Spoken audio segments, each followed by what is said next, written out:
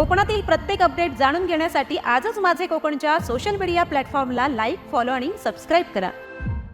सावंतवाडी तालुक्यातील मळगाव येथील गोसावी घराण्यात नागपंचमीची 200 ते 300 वर्षांची परंपरा आजही जपली जाते आहे। यंदाही नागपंचमीच्या निमित्तानं 5 फणांच्या नागाची 1.5 दिवसासाठी प्रतिष्ठापना करून विधिवत पूजा करण्यात आली।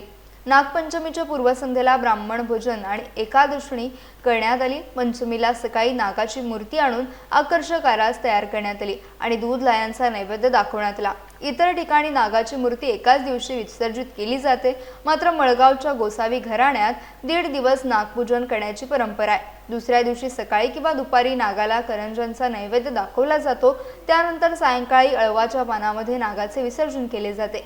यानिमित्त महिलांचा औसा तसेच भजन आणि फुगड्यांचे कार्यक्रमही आयोजित करण्यात आले आहेत। थाटात साजरी म्हणजे जवळजवळ 200-300 वर्षापूर्वीपासून आमचा हा परंपरा आहे, म्हणजे वडलोपार्जित आजोबांपासून वगैरे परंपरा ही चालू आमची झालेली आहे काय।